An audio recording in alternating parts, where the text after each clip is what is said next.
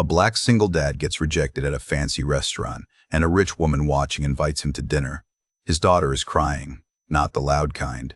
The quiet, shoulder-shaking kind that 10-year-olds do when they're trying very hard to be brave. She's wearing a yellow dress, the last thing her mother made before the cancer took her. She practiced her French for 3 weeks. She circled this day on the calendar in purple marker. And 30 seconds ago, a man in a bow tie looked at her father's work boots and told them the reservation didn't exist. Marcus takes her hand. He doesn't argue. He never does anymore. They turn toward the door. Then a voice stops them. "Excuse me, I believe you're joining me for dinner." The woman is 70, silver-haired, sitting alone at the best table in the house. She's looking at Marcus the way people look at puzzles they can't quite solve. 20 minutes later, Marcus stares at a plate of seared scallops. His jaw tightens. Just slightly. Just enough for the woman to notice. "Something wrong?" she asks. He shakes his head. But his daughter, emboldened by kindness, starved for moments when her father isn't sad, whispers, "Daddy always knows when food isn't right. He used to cook like magic." The woman leans forward. "Used to?" Marcus looks at his hands. They're a bus driver's hands now, calloused and clean and unremarkable. But they used to be something else. They used to create food that made critics weep. Used to hold 3 Michelin stars before he turned 30. Used to belong to a man the culinary world called a once-in-a-generation genius. That man died the night his wife did. Or so he thought. Because tonight at a table set by a stranger's compassion, Marcus does something he swore he'd never do again. He picks up a fork. And in 90 seconds, he reminds an entire dining room what greatness looks like when it's been buried under grief. If you believe that love can pull us back from the edge, even when we've lost everything, stay with this story. Because what happens next will shatter you, rebuild you, and show you what it means to come back to life for the sake of a child who never stopped believing in you. Before we begin, hit subscribe and tell me in the comments, what would you sacrifice for the person you love most? But to understand how a grieving father found his way back to himself, we need to go back 6 hours. To a small apartment where a man ironed his best shirt 3 times because he wanted everything to be perfect for his daughter's birthday. But that was a lifetime ago, before he lost everything that mattered. Before the 47 line, before the apartment above the barbershop, before the quiet became louder than any kitchen he'd ever worked. Marcus pulled the bus to the curb at Chestnut and 52nd. The brakes hissed. Outside, the late August heat shimmered off the pavement in waves that made the storefronts ripple like water. He pushed the door release and watched Mrs. Patterson climb aboard, her grocery bag swinging. "Afternoon, Marcus." "Afternoon, Mrs. Patterson." She settled into her usual seat behind him. He checked the mirror. The uniform fit him well enough, navy blue, creased where it should be creased. His hands rested on the wheel. Broad palms, long fingers. Hands that once moved through kitchens like a conductor through an orchestra. Now they drove a bus 6 days a week. Same route, same stops, same people. He pulled back into traffic. The city rolled past in familiar pieces. Corner stores with hand-painted signs. Row homes with marble steps scrubbed clean every Saturday. Men standing outside the barbershop arguing about the Eagles. This was West Philly, his neighborhood. The place he'd come to hide after everything fell apart. At 60th and Walnut, he stopped outside the library. Zara was already waiting on the steps, her backpack slung over one shoulder. She waved when she saw the bus. 10 years old and small for her age, with natural hair pulled into 2 braids he'd done that morning before his shift. It had taken him 3 years to learn how to braid. YouTube videos watched late at night while she slept. She climbed aboard and grinned at him. "Hi, Daddy." "Hi, baby." "Good day?" I found 3 more French phrases. She held up a library book.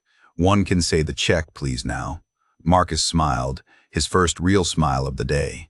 They rode the rest of the route together. Zara sat in the front seat reading aloud for her book, mispronouncing half the words. He didn't correct her. She'd figure it out. She always did. By the time he parked the bus at the depot and clocked out, the sun had dipped lower. The light turned golden. They walked home together, his hand resting on her shoulder. Their apartment was above a barbershop on Baltimore Avenue, 2 bedrooms. A kitchen barely big enough to turn around in, the kind of place people pass through on their way to something better. Marcus had been here 6 years. The walls were covered in photos. Simone at their wedding, laughing in a white dress she'd sewn herself. Simone holding newborn Zara in the hospital. Simone and Zara at the park, both of them squinting into the sun. No photos of Marcus in chef whites, no pictures of Lumiere, no reminders of the man he used to be. Zara dropped her backpack by the door and went straight to her room. She came back holding a yellow dress on a hanger. The fabric was soft cotton, carefully stitched. The hem had tiny embroidered flowers.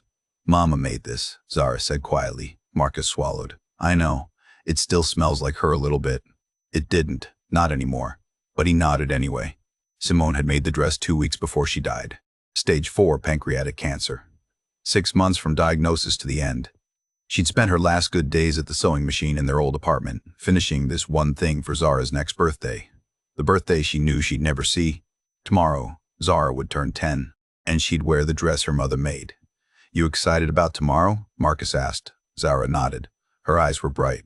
"We're really going? To the fancy restaurant?" "We're really going. And I can order anything I want? Anything on the menu." She hugged the dress to her chest. Mama would have loved this. Marcus's throat tightened. Yeah, she would have. After Zara went to bed, Marcus pulled out his phone. He opened the email from Le Jardin Étoilé confirmation for 6:30 tomorrow evening. He'd saved for 3 months. Cut back on everything. Extra shifts when he could get them. It was worth it. Zara had been talking about this dinner since he first told her. Practicing her French. Reading about fancy table manners.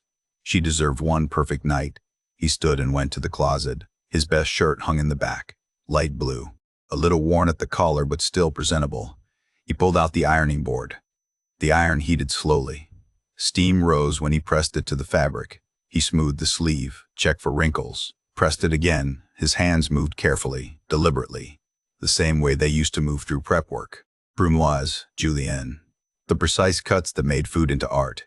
He ironed the shirt a second time, then a third. It had to be perfect. Everything had to be perfect. For Zara. For tomorrow. For the one night he could give her something more than this small apartment and boxed mac and cheese. Outside, the barbershop's neon sign buzzed and flickered. Voices drifted up from the street. Somewhere a car door slammed. Marcus hung the shirt on the back of a chair. He stood looking at it in the dim kitchen light. Tomorrow, they'd walk into a place where people like him didn't usually go. Where people would look at his bus driver's jacket and his daughter's thrift store shoes and make assumptions. But none of that mattered. Tomorrow wasn't about him. It was about Zara. About keeping one promise in a life that had broken so many others. He turned off the light and went to bed. But sleep didn't come easy. It never did anymore. He lay in the dark and thought about yellow dresses and confirmation emails and the way his daughter's eyes lit up when she talked about Duc à l'Orange.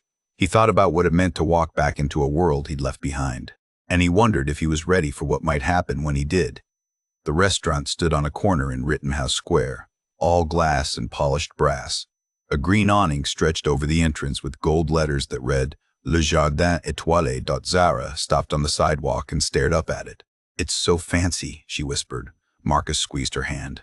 "You ready?" She nodded. The yellow dress moved when she walked. Her hair was pulled back with a ribbon she'd chosen herself that morning. She looked so much like Simone it made his chest ache. They walked through the door together. The lobby smelled like money, fresh flowers and crystal vases, soft piano music drifting from somewhere deeper inside. The floor was marble, real marble, the kind that showed every scuff mark from a worn shoe. Marcus felt eyes on them immediately. A couple waiting near the host stand. An older man in a suit by the window.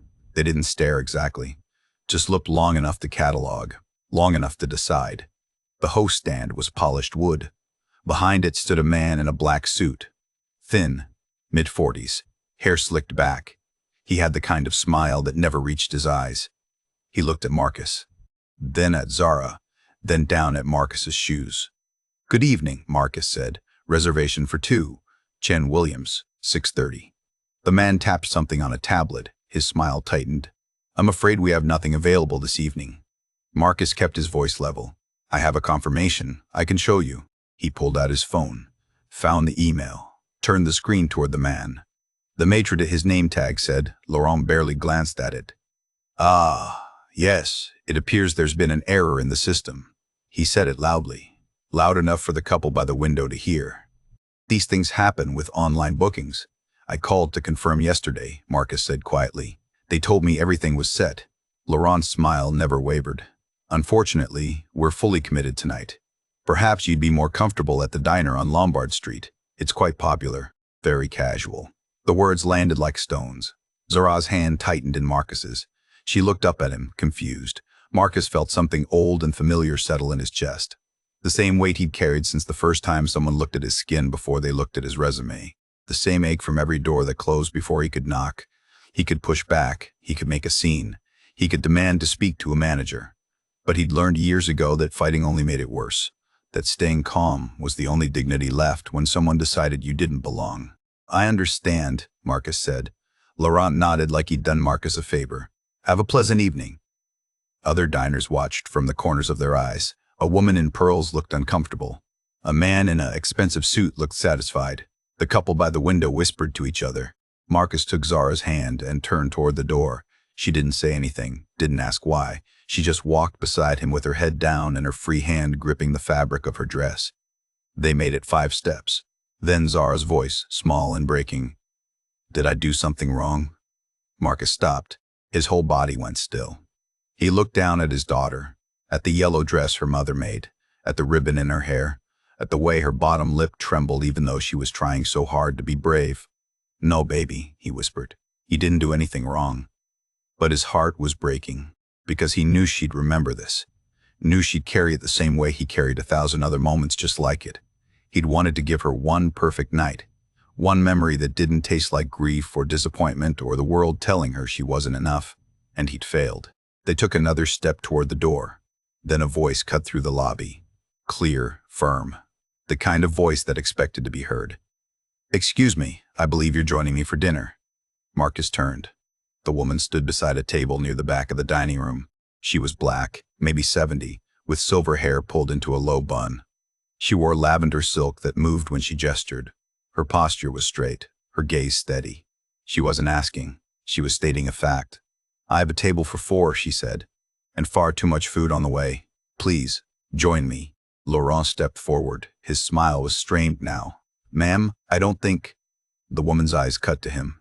"Unless you'd like to explain to your owners why you're refusing their largest private donor."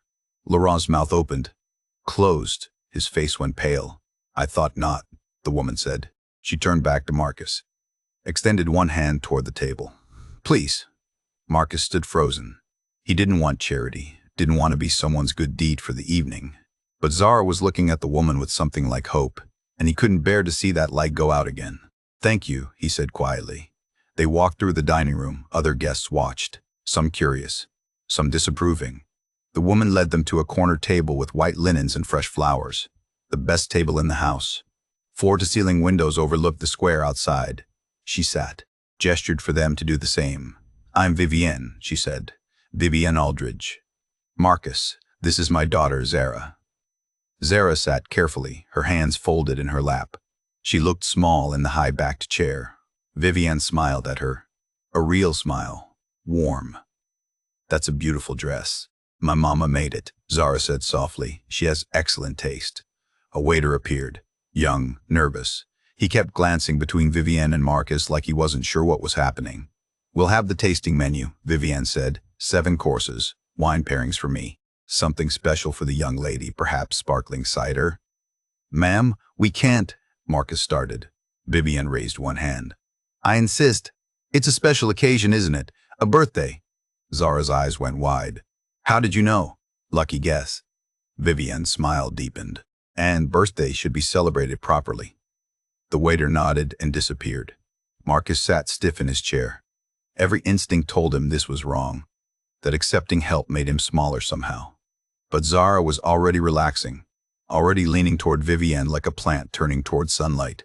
"Do you come here often?" Vivienne asked Zara. Zara shook her head. "This is my first time. I've been practicing French for weeks." "Well then, let's hear it." Zara straightened. "Merci beaucoup.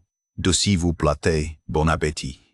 "Excellent pronunciation," Vivienne said. She looked at Marcus. "Does she go to French immersion?" "No, ma'am. The public library. She teaches herself." Vivienne's eyebrows rose slightly. "Impressive." Zara beamed. Marcus felt something in his chest loosen. "Just a fraction." "What grade are you in, Zara?" "5th. I like science the best. And reading. A scientist and a linguist. Your parents must be very proud." Zara's face changed. The light dimmed. "Mama died 2 years ago." The table went quiet. Vivienne didn't rush to fill the silence with empty condolences. She just nodded slowly. "I'm sorry. That's a terrible loss." "She had cancer," Zara said.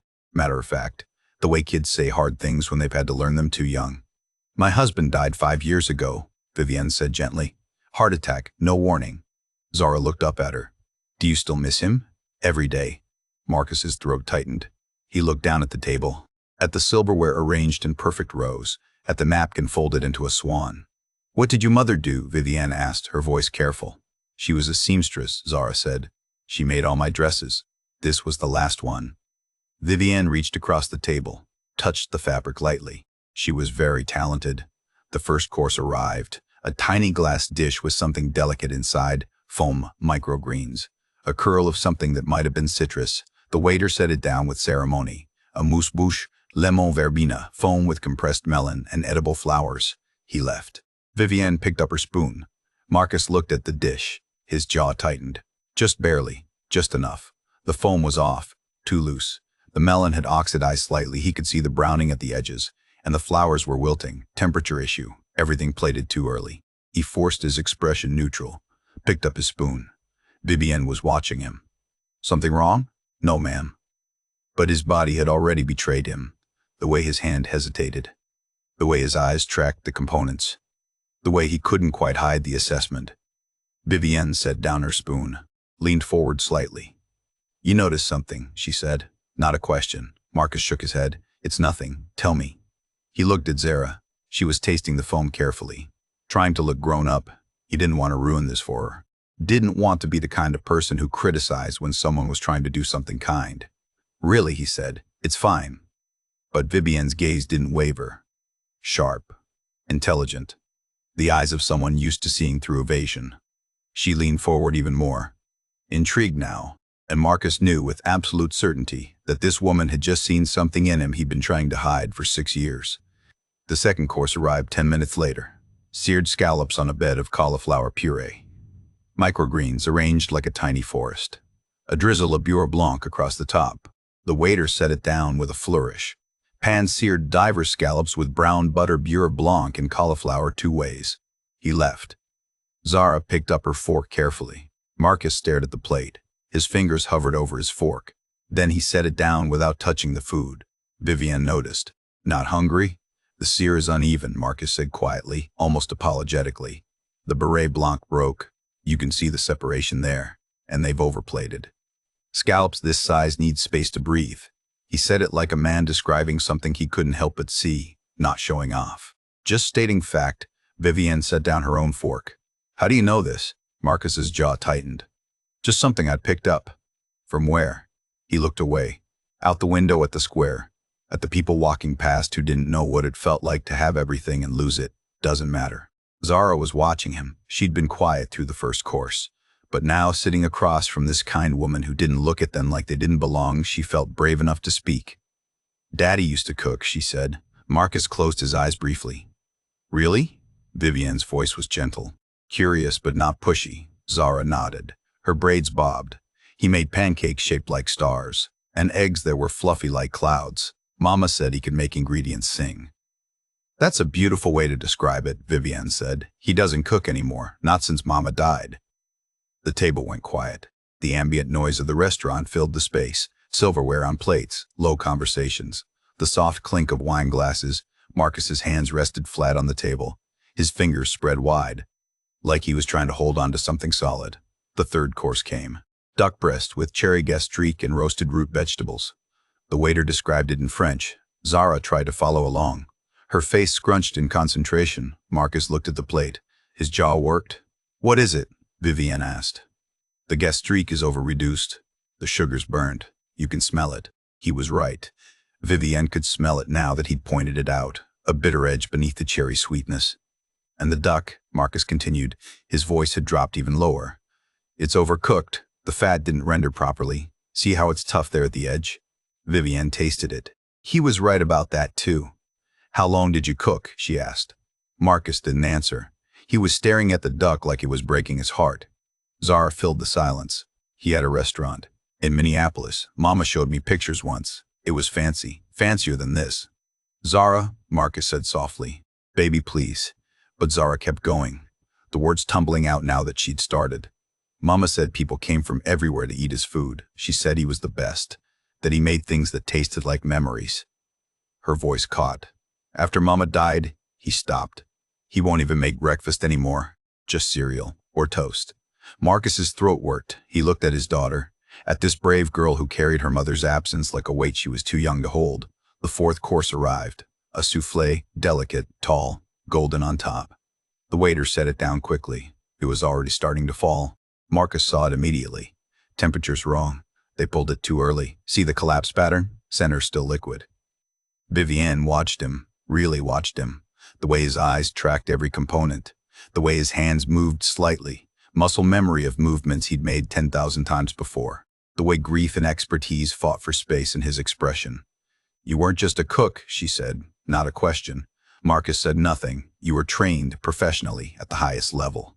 Still nothing. Vivienne leaned back in her chair. She'd been a federal judge for 30 years. She knew how to read people, how to see what they were trying to hide. And this man, this quiet, careful bus driver, was hiding something extraordinary. She signaled the waiter. "I'd like to order something off menu." The waiter looked uncertain. "Ma'am, the kitchen is quite busy. Tell the chef I'm requesting a cassoulet, traditional, Toulouse style. Tell him it's for a friend who knows the dish intimately." The waiter nodded and left. Marcus's head came up. "Ma'am, you don't need to. I want to understand." Vivienne said simply, "Who you are, what you know. I'm nobody." "That's not true." Her voice was firm but kind, "and we both know it." The restaurant hummed around them. Other diners ate their meals without seeing the flaws. Laurent stood near the host stand, watching their table, his posture tense. 10 minutes later, the cassoulet arrived. Rich, dark, steam rising from the ceramic dish, beans and duck confit and sausage in layers that should have been perfect. The waiter set it in front of Vivienne. She looked at it, then at Marcus. Then she slid the plate across the table, directly in front of him. "Fix it," she said. Marcus stared at the dish. "Ma'am, I can't. You absolutely can. I've watched you diagnose 4 courses with more precision than the chef who made them. It's not that simple. Show me." Marcus's hands were trembling. Just slightly. He pressed them flat on the table to stop the shaking. He hadn't touched food like this professionally, critically, with intention in 6 years. Not since the night Simone collapsed in their apartment. Not since the ambulance. Not since the last 3 weeks in hospice where she made him promise. Made him swear he put Zara first. That he'd leave the restaurants and the pressure and the 80-hour weeks and just be a father. He'd kept that promise. Every day for 6 years. But now Vivienne was asking him to break it. Just for a moment. Just to show her what he used to be. Zara was watching him. Her eyes wide and hopeful. She nodded. Just once. Like she was giving him permission. "It's okay, Daddy." Marcus pulled the plate closer. The cassoulet sat steaming in front of him. Duck confit, white beans. Toulouse sausage. Layers that should have been perfect. His hands moved before he could stop them. The fork in his right hand. The knife in his left. Not the way most people held them. The way a chef held them. Tools. Extensions of intent. He tilted the plate. Studied the sauce. Too thick. The beans had broken down, overcooked by maybe 15 minutes. The duck was dry at the edges. And the sausage had been sliced before cooking instead of after. Amateur mistake. Marcus lifted the fork. Separated a piece of duck from the rest. Used the knife to redistribute the beans. The muscle memory was instant. His hands knew this language, even if his heart had tried to forget it. He reached for his water glass. Took 3 drops. Mixed them into the sauce with the tip of the fork. The consistency changed immediately. Loosened. Flowed the way it should have from the start. Zara watched him. Her eyes wide. She'd never seen her father move like this. With purpose. With certainty. Across the table, Vivienne sat perfectly still. Marcus plated the components again. Duck here. Beans there. A small pool of sauce that caught the light. He wiped the rim with his napkin. Clean lines, no smudges. The way Ducasse had taught him in Paris a lifetime ago, 90 seconds, start to finish. He slid the plate back to Vivienne. She picked up her fork, tasted, her eyes closed. "My God." The words came out as a whisper, but in the dining room's careful quiet, they carried. A man at the next table looked over, then his wife, then the couple behind them. The sommelier had stopped mid-pour, wine suspended over a glass. He was staring at Marcus with his mouth slightly open. Vivienne set down her fork. She looked at Marcus like she was seeing him for the first time. "Who are you?" Marcus's hands were shaking again. He pressed them flat on the table. "Just someone who used to cook." "No." Vivienne's voice was gentle but firm. "That's not what I just watched. That wasn't someone who used to cook. That was mastery. She leaned forward. Who are you, really? Movement across the dining room. Laurent was coming, his thin frame cutting between tables, his face tight with something that looked like fear dressed up as authority. He reached the table. Is there a problem here? Vivienne didn't look at him. Yes, your chef is adequate. This man is exceptional. Laurent's smile faltered. I'm sorry, I don't understand. You should. Vivienne turned to Marcus. Her eyes held his. Tell me your name, your full name. Marcus looked at Zara, his daughter. The reason he'd walked away from everything, the reason he'd spent 6 years driving a bus instead of running a kitchen. She was smiling, just slightly, like she'd been waiting for this moment longer than he realized. He took a breath. Let it out slowly. I'm Marcus Chen. His voice was quiet, steady. I used to have 3 Michelin stars. The dining room went still, not the polite quiet of expensive meals, the breathless silence of recognition. Someone dropped a tray in the kitchen. The crash echoed. A woman 2 tables over whispered to her husband, Marcus Chen? The Marcus Chen? Another voice. I thought he was dead. Another. No, he just disappeared. Laurent's face had gone pale. His condescending smile was gone completely. In its place, something close to panic. Because Marcus Chen wasn't just a name, it was a legend. The youngest black chef to earn 3 Michelin stars. The prodigy who'd trained under Ducasse. The virtuoso who'd turned Lumiere into a pilgrimage site for food critics worldwide. And then one day, without warning or explanation, he'd vanished. Closed the restaurant. Disappeared from the culinary world entirely. That was 6 years ago. And now he was sitting in Le Jardin Étoilé in a bus driver's jacket, deconstructing cassoulet with a dinner fork. The sommelier stood frozen. The neighboring tables had stopped eating. Someone pulled out a phone. Laurent tried to recover. Sir, I don't think you understand. I understand perfectly. Vivienne's voice could have frozen fire. She stood, all 5 feet 4 inches of her, 70 years old and utterly commanding. This man walked through your door tonight with a reservation, a confirmed reservation, and you turned him away because you decided he didn't belong. Laurent opened his mouth, closed it. Do you know what you just did? Vivienne continued. You rejected one of the greatest culinary minds of this generation because of his jacket, because of his shoes. She paused. Let the words land. Because of how he looked. The dining room was listening now. Every table, every server, everyone. Ma'am, I assure you, get your owner. Vivienne's words were quiet, final, now. Laurent hesitated. His authority was crumbling in real time. The performance he'd put on in the lobby, the gatekeeper routine, the casual cruelty looked pathetic now in the face of what he'd failed to see. Ma'am, now. Laurent turned, walked quickly toward the back. His shoulders were hunched. His performance over, Vivienne sat back down. She reached across the table, put her hand over Marcus's. Thank you, she said softly, for trusting me, for showing me. Marcus couldn't speak. His throat was too tight. 6 years of silence. 6 years of grief and hiding in small apartments above barbershops.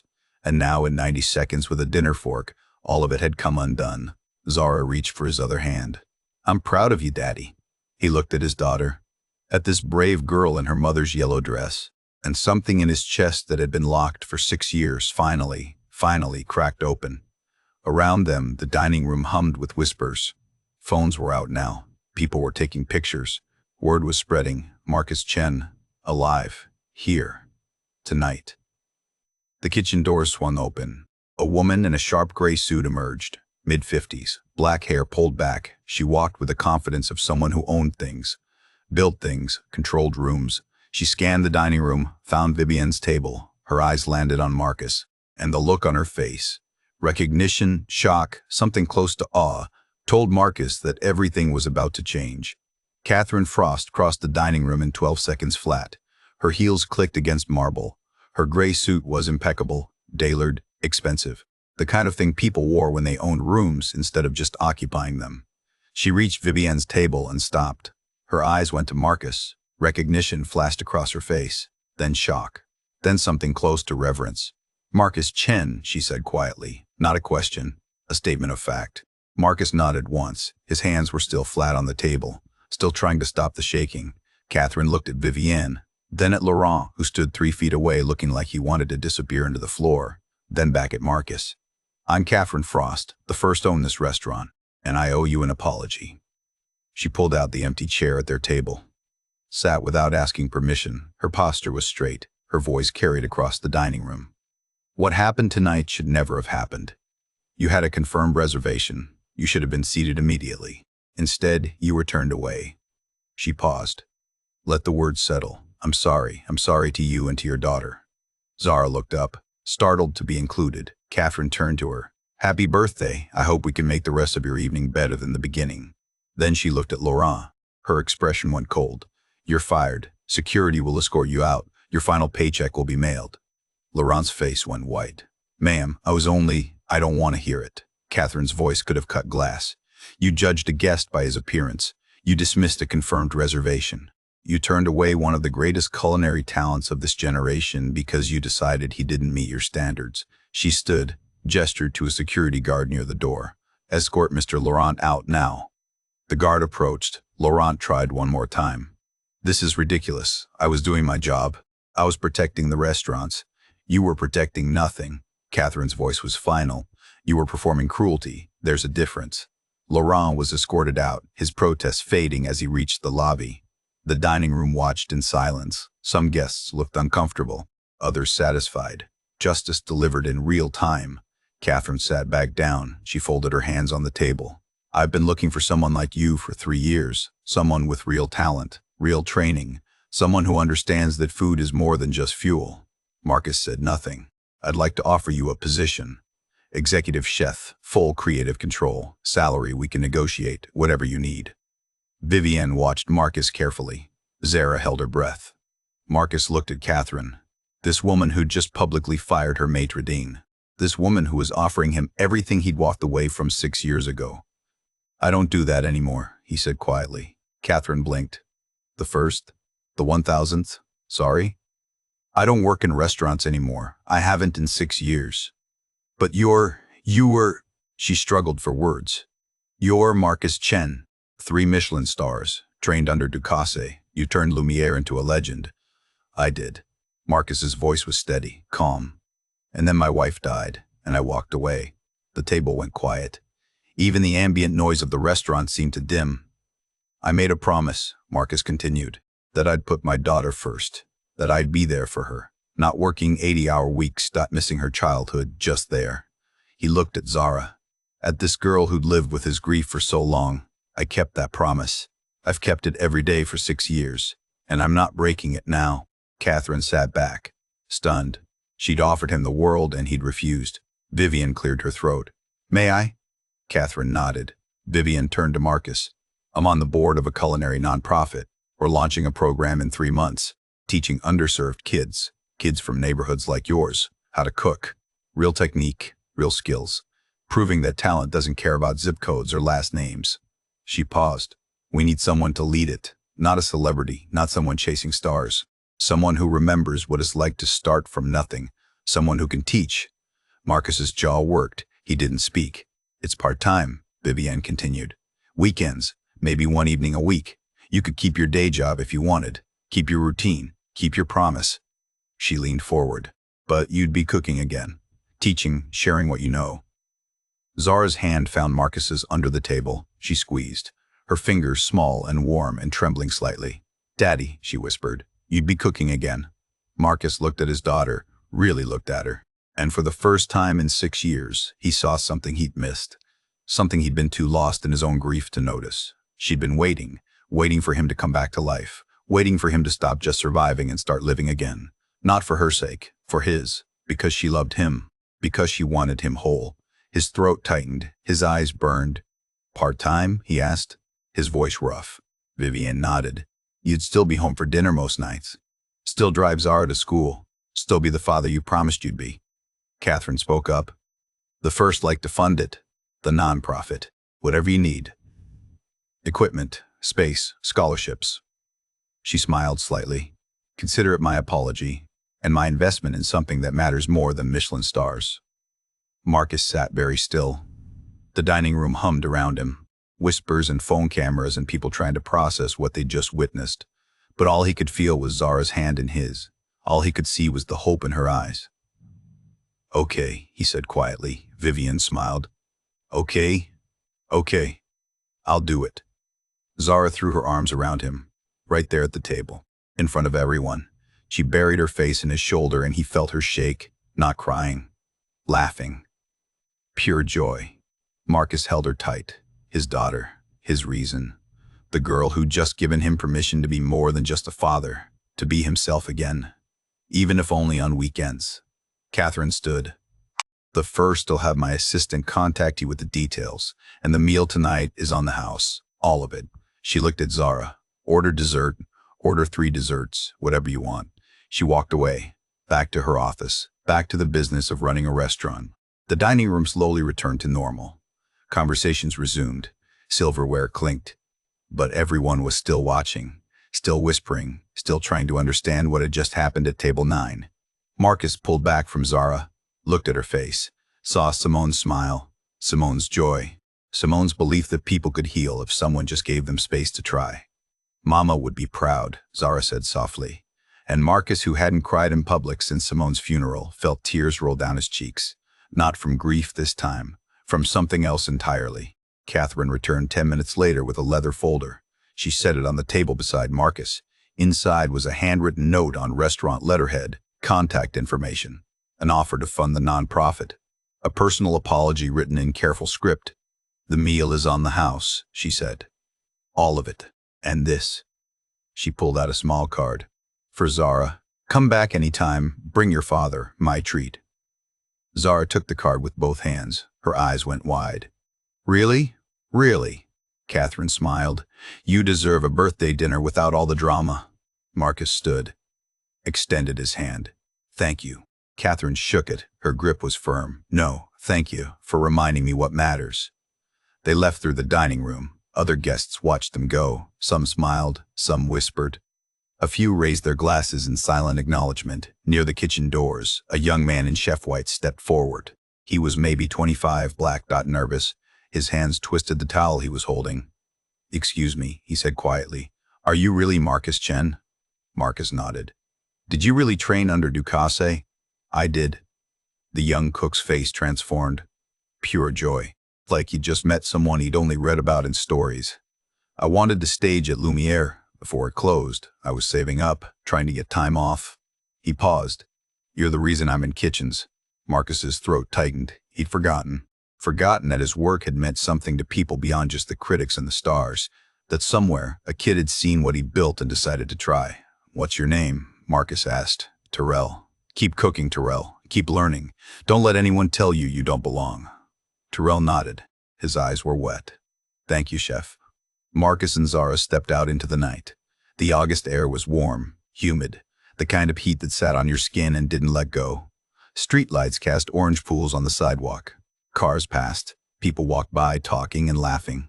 Zara threw her arms around him right there on the street.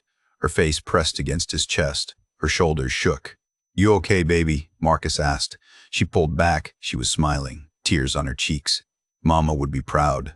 Marcus's vision blurred. He wiped his eyes with the back of his hand. Yeah, she would. Behind them, the restaurant door opened. Vivienne emerged. She'd stayed to finish her meal, to give them space. Now she crossed the sidewalk with her purse tucked under one arm. She pulled a business card from her wallet, handed it to Marcus. I'll call you this week. We'll set up a time to visit the space, go over details, figure out a schedule that works. Marcus took the card. Thank you for everything. Don't thank me yet. Vivienne smiled. Wait until you meet the board. They're going to want you at every fundraiser from now until eternity. She turned to Zara. Happy birthday, sweetheart. I hope tonight ended better than it started. It did, Zara said. Way better. Vivienne looked at Marcus, really looked at him. You're going to change lives. You know that, right? He didn't know what to say, so he just nodded. The three of them stood there under the streetlight for a moment. An unlikely trio. A retired judge. A bus driver who used to be a chef. A 10-year-old girl in a yellow dress. Bound together by one extraordinary evening. Then Vivienne called a car, waved goodbye, disappeared into the back seat. Marcus and Zara started walking west, toward home. Toward the neighborhood where the row homes pressed close and the barber shop stayed open late, and everyone knew everyone. They walked in comfortable silence for 2 blocks. Then Zara spoke. Daddy? Yeah? What was the first thing you ever cooked? Marcus looked down at her. At this girl who'd lived with his silence for 6 years, who'd never pushed, never demanded, just waited patiently for him to come back. "For your mother," he said. "The first thing I cooked for her." "What was it?" "Coq au vin." It was her favorite. She told me her grandmother used to make it in Port-au-Prince. He smiled at the memory. I had never made it before. Got the recipe from a book. Burned the first batch. Overcooked the chicken in the second. The third time, I got it right. "What did she say?" she cried. "Said it tasted like home." Zara walked close to him, her hand in his. "Will you teach me how to make it?" Marcus's chest ached, the good kind of ache. "Yeah, baby, I'll teach you." They turned onto Baltimore Avenue. The neon sign from the barber shop glowed red and blue. Music drifted from an open window. Someone laughed. A dog barked. This was his neighborhood, his life. Small and simple and built from the pieces of what came before. But now tonight it felt different. Less like a hiding place, more like a foundation. "Tell me more," Zara said. "About cooking, about Paris, about Mama." And Marcus did. For the first time in 6 years, he talked. About training under Ducasse, about 18-hour days and learning to brunoise vegetables until his hands cramped. About the night he earned his first star. The way Simone had waited up for him. The way she'd smiled when he told her. Zara listened, drinking in every word, her eyes bright in the street light. They reached their building, climbed the stairs. Marcus unlocked the door. Inside, the photos on the wall looked different tonight. Simone smiling at the camera. Simone holding newborn Zara. Simone in the yellow dress she'd made for herself years before she made one for their daughter. Marcus stopped in front of the largest photo. Simone at their wedding. Beautiful. Radiant. Gone. "I think she'd want you to cook again," Zara said softly. Marcus looked down at his daughter. "You think so?" "Yeah, she always said you were happiest in a kitchen." He pulled Zara close, kissed the top of her head. "I'm happiest with you. You can be both, Daddy." And standing there in their small apartment above a barber shop, Marcus realized she was right. He could be both, a father and a chef, present and passionate, grounded and alive. The future he'd been afraid to imagine suddenly felt possible. Not the old future. Not Michelin stars and 18-hour shifts and pressure that crushed everything else. Something new. Something better. Something he could build with his daughter by his side.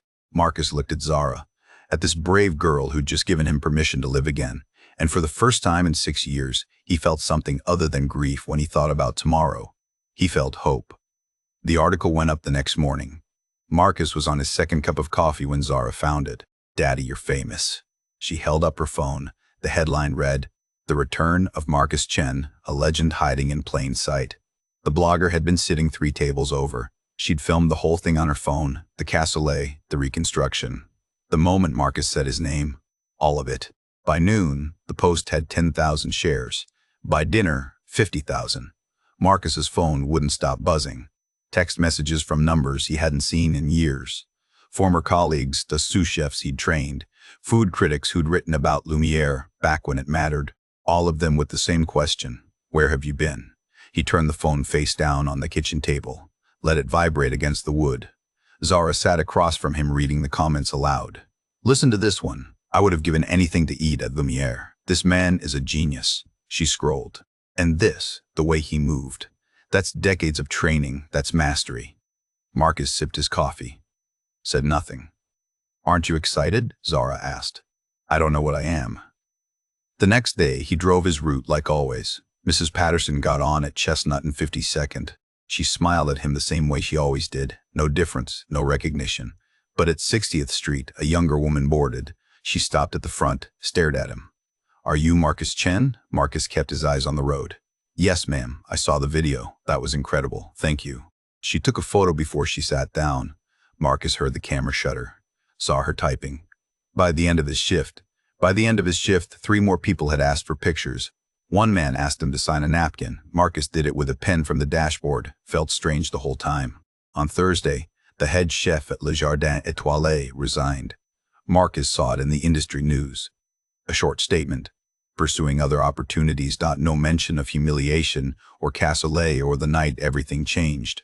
On Friday, Laurent tried to fight back. He posted on social media. Called Marcus disruptive, aggressive. Said he'd caused a scene. Said he'd 100 threatened staff. The post got 200 angry responses in the first hour. People who'd been in the dining room that night. People who'd seen the video, people who knew Laurent was lying. Vivienne's lawyer sent a cease and desist within 3 hours. Laurent deleted everything, went silent. Marcus didn't feel victorious, just tired. Saturday morning, Vivienne called. "I have news," she said. "The space is ready. Well, almost ready. Come see it." Marcus drove to West Philly, to a community center on Lancaster Avenue he'd passed 1,000 times. The building was old brick, 3 stories, windows that caught the morning light. Vivienne met him at the door. She wore jeans and a sweater. No lavender silk today. Just a woman showing him a project she believed in. "It's on the 2nd floor," she said. They climbed the stairs. The building smelled like fresh paint and floor polish. Somewhere a radio played old soul music. Voices echoed from the gym downstairs. Vivienne pushed open a door. The kitchen was empty. Industrial stoves along one wall, stainless steel counters, racks for pots and pans. Everything clean and waiting. Light poured through the windows. Big windows, the kind that made the whole space feel bigger than it was. "The equipment gets delivered next week," Vivienne said. "Knives the week after. We'll have everything you need by the time classes start." Marcus walked to the center of the room. His footsteps echoed on the tile floor. He turned slowly, taking it in, imagining 20 kids standing at these counters, learning to hold a knife properly, learning that food was more than fuel, that cooking was art and science and love all at once. He could see it. Kids from his neighborhood, kids who'd never been to a fancy restaurant, kids who looked like Zara, who needed someone to tell them they were capable of extraordinary things. "How many students?" he asked. 20 to start. Ages 8 to 16. We'll run sessions twice a month. Saturdays, 4 hours each." "And Zara?" Vivienne smiled. "She can be your teaching assistant, if she wants." Marcus ran his hand along the nearest counter. The steel was cool under his palm. Smooth, solid, real. "When do we start?" 3 months. Gives us time to get everything set up, to spread the word, to find the right kids." Vivienne walked to stand beside him. "You nervous?" "Terrified." "Good. That means it matters." They stood in the empty kitchen together, the light shifting as clouds passed outside. The radio downstairs faint and steady. Marcus thought about Simone, about the promise he'd made, about 6 years of driving a bus and braiding hair and keeping his head down, about grief that had turned him small. And he thought about Thursday night, about Zara's hand in his, about the moment he'd said his own name out loud after so long, about coming back to life. "Thank you," he said quietly. Vivienne shook her head. "Don't thank me yet. Wait until you meet the board." Marcus smiled, first real smile in days. "They that bad?" "They're passionate. And they have opinions. Lots of opinions. I can handle passionate." Vivienne looked at him, really looked at him. "I know you can." She left him alone after that, said she had to make some calls, gave him the space to just stand there, to feel it, to imagine what it would be like to teach again. Marcus walked through the kitchen, opened cabinets, tested the water, checked the ventilation, old habits, muscle memory from a life he'd left behind. But it didn't feel like going backwards. It felt like something new, something built from the pieces of what came before but not ruled by them. He stopped at the window, looked out at Lancaster Avenue, at the barbershops and corner stores and people walking past on their way to somewhere. His neighborhood, his home. This was where he belonged, not in a 3 Michelin star kitchen in Minneapolis, not in Paris training under Ducasse. Here, teaching kids who needed to know that where you start doesn't determine where you end. Marcus put his hand on the counter one more time, felt its weight, its possibility. And for the first time in 6 years, he felt something other than grief when he thought about cooking. He felt purpose. 6 months later, the community center kitchen smelled like garlic and butter and something sweet baking in the far oven. Marcus stood at the front counter watching 20 kids work, ages 8 to 16, mostly black and brown, kids from his neighborhood and the ones beside it, kids who'd never held a proper chef's knife before 3 months ago. Now they moved with purpose, dicing onions, mincing herbs, tasting sauces and adjusting with salt and acid the way he'd taught them. A girl named Jasmine, 12, braids like Zara's, quick hands held up her cutting board. "Chef Marcus, is this brunoise?" He walked over, examined the dice. "Perfect. 3 millimeters. Even, clean." "That's exactly right." She beamed. Beside her, a boy named Terrell, no relation to the line cook from the restaurant, but the same hunger to learn stirred a pan of mushrooms. The fond was building, golden, beautiful. Don't forget to deglaze, Marcus said quietly. Terrell reached for the wine, added it with confidence. The pan hissed. The kitchen filled with the smell of earth and acid and heat. Zara moved through the stations, checking on the younger kids. She wore an apron that said sous chef across the front, a gift from Vivienne. She took her role seriously, showed a 7-year-old how to hold a vegetable steady, helped another kid measure flour for pasta dough. Marcus watched his daughter teach with the same patience he'd once used in professional kitchens, the same care, and his chest ached with something between pride and love and wonder that she'd become this person despite everything they'd lost. The morning session ended at noon.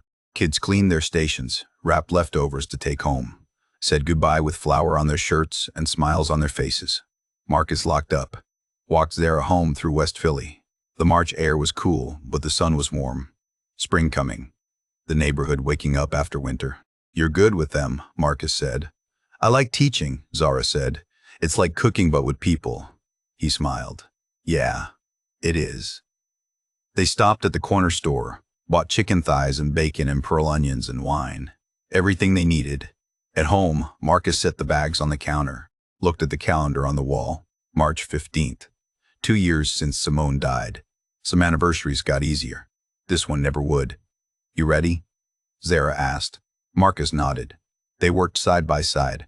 Marcus showed Zara how to render the bacon, how to sear the chicken until the skin was golden and crisp, how to build layers of flavor with the fond and the wine and the stock that simmered low and patient. Coco vin. The first dish he'd ever made for Simone, the one she'd cried over, the one that had tasted like home. They worked without talking much. The silence comfortable. The kitchen warm. The smell of thyme and bay leaf filling the apartment. An hour later, the dish was done. Rich, dark, perfect. Marcus set the table. 3 plates, 3 glasses, 3 forks and knives. Zara understood. She didn't ask why. She just helped him set Simone's place at the table between them. They sat. Marcus served. A leg and thigh for Zara, breast meat for himself, and for Simone's plate, a portion that would go uneaten but needed to be there anyway. Zara folded her hands. Can I say grace? Yeah, baby. She closed her eyes. Thank you for this food. Thank you for Daddy teaching me. Thank you for Mama. Even though she's not here, we still love her. Amen. Amen, Marcus whispered. He picked up his fork, tasted. The flavors were right, the way Simone had loved it. Wine dark and rich and complicated but somehow comforting. Tears rolled down his face. He didn't try to stop them. Zara reached across the table, took his hand. They ate together, the 3 of them. Marcus and Zara, and the memory of the woman who'd made them a family. After dinner, Zara washed dishes while Marcus sat at the table with his coffee. The apartment was quiet. The kind of quiet that used to feel like drowning. Now, it just felt like peace. Daddy? Zara dried her hands on a towel. Would Mama be proud? Marcus looked at his daughter. At this girl who'd grown up too fast but somehow stayed kind, who'd lived with his grief and never once complained, who'd waited 6 years for him to come back to life. Yeah, he said. She'd be so proud of you. I meant of you. Marcus's throat tightened. I know what you meant. He pulled Zara close. She leaned against him, small but getting taller. Growing up, becoming someone Simone would have loved to meet. Your mother wanted me to teach, Marcus said quietly. She always said I was better at that than anything else, that I could show people they were capable of more than they believed.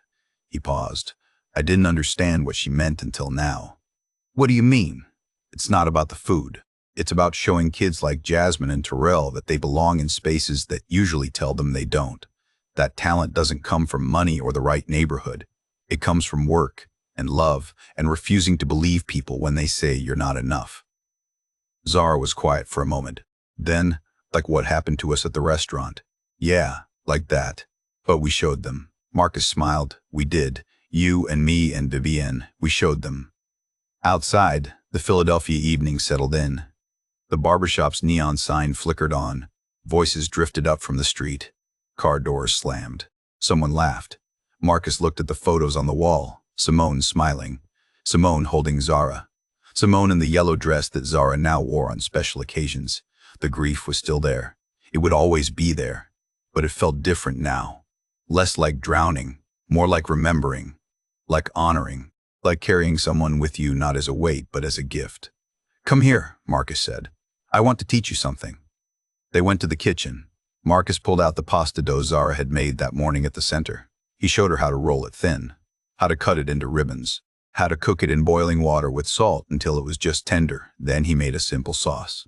Butter, garlic, parmesan, fresh basil from the windowsill. "This is what your mother taught me," he said. "That the best food doesn't have to be complicated. It just has to be made with love." Zara plated the pasta, her movements careful, precise, the same way Marcus moved when he cooked. She wiped the rim, drizzled olive oil, added one perfect basil leaf in the center. "There," she said. Marcus looked at the plate. Simple, elegant, perfect in its restraint. The kind of dish that showed real understanding, real skill. "Your mother would have loved this," he said softly. Zara smiled. Not sad, just present, here, with him. They ate standing at the counter, the pasta still warm, the butter and cheese coating each strand. Outside, the sun was setting, the sky turning orange and pink and gold. Marcus put his arm around Zara. She leaned into him. And for the first time in 6 years, Marcus felt something he'd forgotten was possible. He felt home, not the apartment, not the neighborhood, not even the kitchen where he was teaching kids to find their own voices through food. Home was this, his daughter beside him, his wife's memory honored, his hands doing work that mattered, his life rebuilt from grief into something new and good and worth living. True worth reveals itself not in the credentials we carry or the restaurants we once ran, but in the quiet moments when we choose to show up for the people who need us most. And sometimes, all it takes to come back to life is one person who believes we're worth seeing, one moment when we're brave to be seen, and one small hand reminding us that love doesn't end when someone dies. It just changes shape, and if we're lucky, it teaches us how to love better than we ever did before.